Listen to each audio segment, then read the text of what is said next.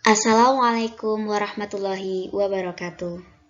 Assalatu wassalamu ala asrofil anbiya'i wal mursalin Sayyidina wa maulana Muhammadin wa ala alihi wa ashabihi ajma'in amma ba'du.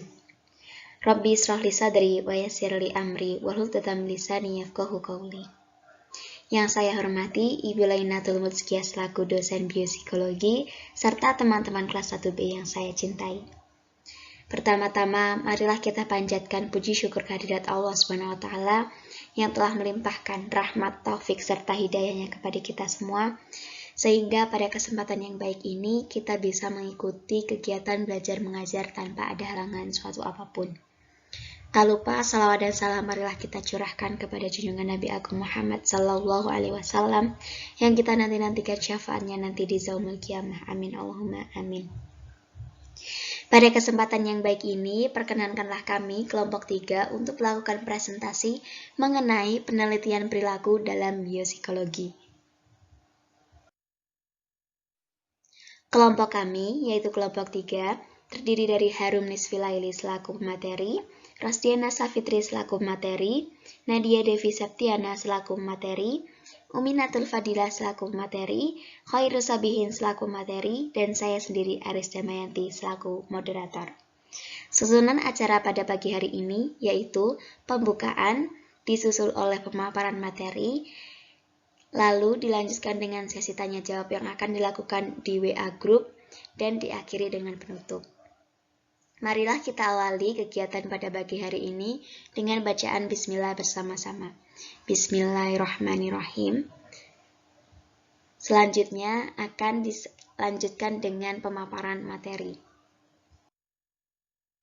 Sebelum masuk ke materi, ada baiknya kita mengetahui terlebih dahulu apa itu biopsikologi dan juga tujuannya.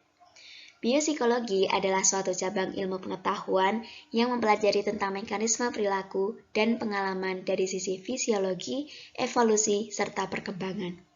Tujuan dari mempelajari biopsikologi ini adalah untuk mengaitkan atau menghubungkan antara topik atau ilmu biologi dengan topik atau ilmu psikologi.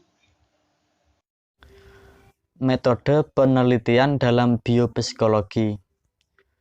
Biopsikologi mengkaji berbagai macam fenomena dan penelitian dengan banyak cara.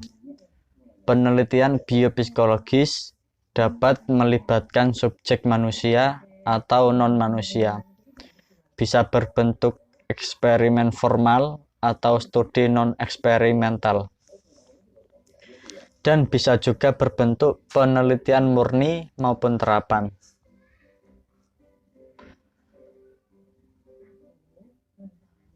Pengertian perilaku.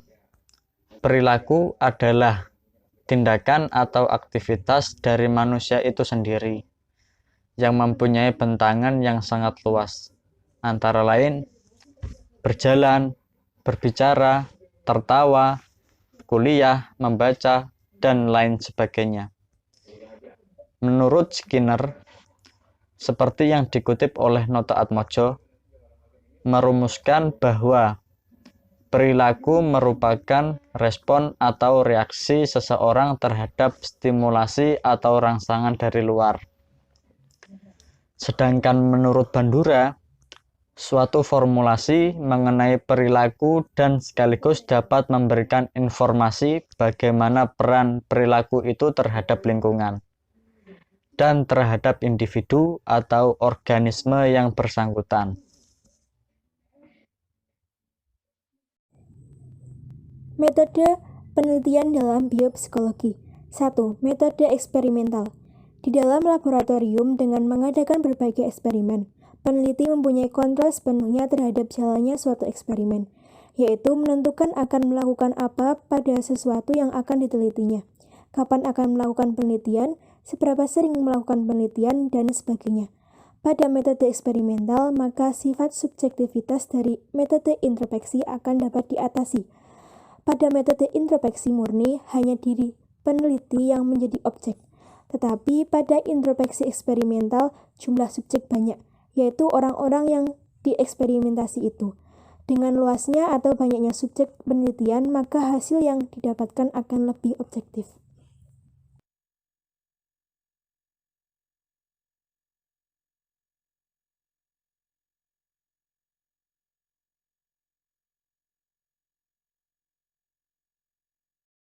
2. Metode observasi ilmiah. Pada pengamatan ilmiah ini, suatu hal pada situasi-situasi yang ditimbulkan tidak dengan sengaja, melainkan dengan cara spontan dan tentunya bersifat ilmiah. Sebagai contohnya adalah penelitian yang dilakukan pada saat melihat tingkah laku orang yang ada di dalam toko swalayan tertentu.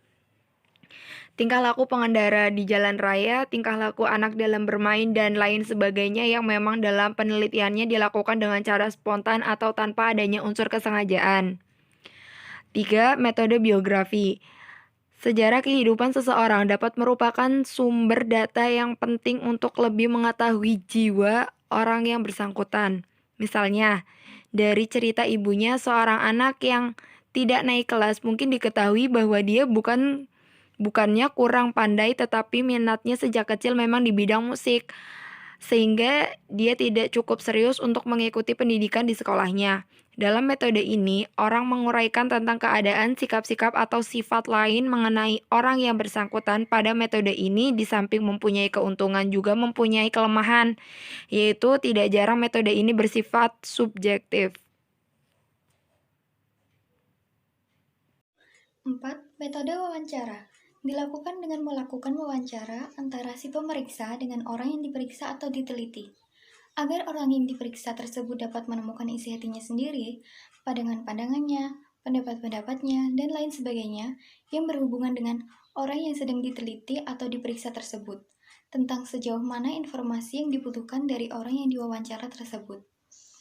Keuntungan interview dibandingkan dengan angket yaitu, pada interview apabila terdapat hal yang kurang jelas, maka dapat diperjelas. Interviewer dapat menyesuaikan dengan suasana hati interview. Terdapat interaksi langsung berupa face-to-face, sehingga diharapkan dapat membina hubungan yang baik saat proses interview dilakukan. 5. Angket. Angket merupakan wawancara dalam bentuk tertulis. Semua pertanyaan telah disusun secara tertulis pada lembar-lembar pertanyaan itu, dan orang yang diwawancarai tinggal membaca pertanyaan yang diajukan, lalu menjawabnya secara tertulis pula. Jawaban-jawabannya akan dianalisis untuk mengetahui hal-hal yang diselidiki. 6. Pemeriksaan psikologi. Pemeriksaan psikologi disebut juga dengan psikotes. Metode ini menggunakan alat-alat psikodiagnostik tertentu yang hanya dapat digunakan oleh para ahli yang benar-benar sudah terlatih.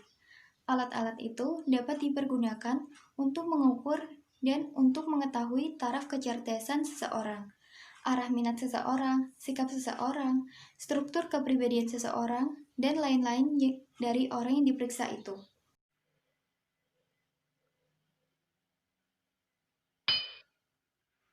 Metode penelitian yang ketujuh yaitu metode analisa karya. Dilakukan dengan cara menganalisis hasil karya seperti gambar-gambar, buku harian, atau karangan yang telah dibuat. Hal ini karena karya dapat dianggap sebagai pencetus dari keadaan jiwa seseorang.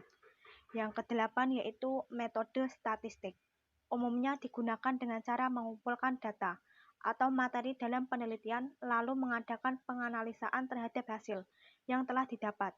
Beberapa pendekatan khusus biopsikologi tumbuh dengan subur dan mendapat pengakuan luas sebagai divisi-divisi penelitian biopsikologi. Sampai di sini dulu ya pembahasan mengenai metode penelitian dalam biopsikologi kali ini. Semoga PPT ini dapat bermanfaat bagi teman semua yang telah menyimaknya. Apakah ada pertanyaan? Jika ada, monggo bisa dituliskan.